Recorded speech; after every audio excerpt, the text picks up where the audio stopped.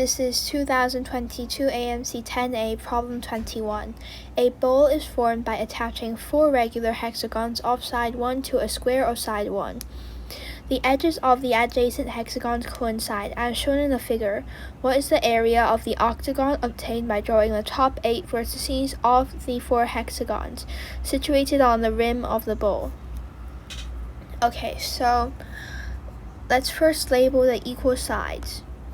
We know that for a regular hexagon, all sides are equal. So all of these blue, the sides that I drew blue lines on, have a side length of 1. Now obviously there's also a lot of other sides that have a side length of 1, but right now we're going to focus on these blue lines. In fact, I think I'm only going to focus on these lines here. Okay, so what we're gonna do now is we're gonna extend these, we're gonna extend this side right here. So I'm gonna extend the side right here. And I'm also gonna extend this other side right here so that they intersect each other at this point. I'm also gonna stretch this side here so that they're concurrent at this point. Okay, so what does this actually tell us though? What does this point actually do? Well, we know that since this point is on this line over here, since this point is actually on this entire line, and this line is on this plane with this regular hexagon on it, this point is on this plane with the hexagon on it. So we can do some angle chasing on the plane with the hexagon on it.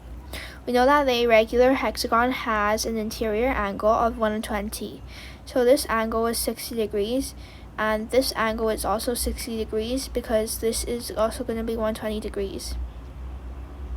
This means that the last angle is also 60 degrees and that these sides are equal. Okay, so using the same thing, we know that this side is also equal to all the other sides, and they all have side length 1.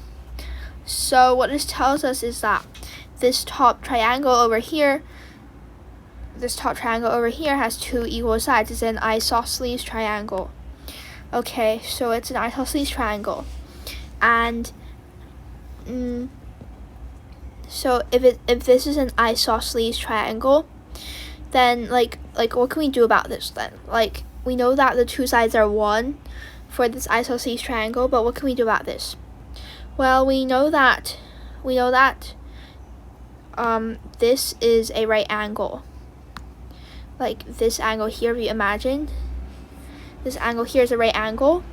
Now why? Because firstly, we know that this is a regular hexagon. This red thing here is a regular hexagon. What this actually means though is that these 2 sides are parallel to each other, right? So these 2 sides are parallel to each other. And this is also a regular hexagon, like this one over here. So these 2 sides are, so these 2 sides are also parallel to each other. And we know that these two sides at the bottom form a 90-degree angle. So this means that this parallel thing brings the 90-degree angle just up. So this is also 90 degrees. Okay, so this means that these 2 angles are 45 degrees. So what we know right now is that using the Pythagorean theorem and our 45, 45, 90 triangle, since both of the legs are 1, the hypotenuse is going to be √2. So if that hypotenuse is √2, and this is the same triangle as this triangle over here, this is also √2, and that is √2, and that is also √2, and the rest of the sides are all going to be the same as this side here with the blue dash line. So the rest of the sides are all going to be 1. So what this means is if we actually draw this hexagon thing out, then we have, so this is 1, and we can draw the triangle above over here, we can draw that triangle. So this is 1. This is 1. Okay, and this is 1. That is 1. That is 1. So that is root 2, and that is root 2. And then we can continue. This is 1.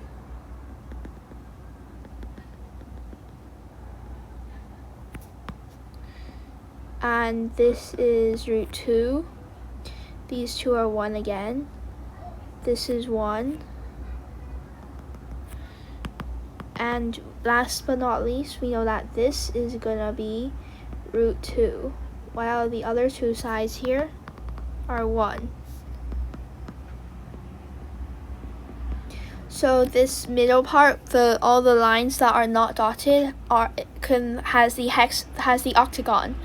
And to find the area of this octagon, since we know that these angles are all 90 degrees because they're the same triangle as this one, this is a square with side length 3. The area of the square is going to be 3 squared. And we want to subtract the area of these 4 triangles from the area of the square to get the area of the hexagon. So we have 4 times 1/2 times base times height, which is just 1 and 1. So we have 9 minus 4 times 1/2 is just 2, so that's just 7.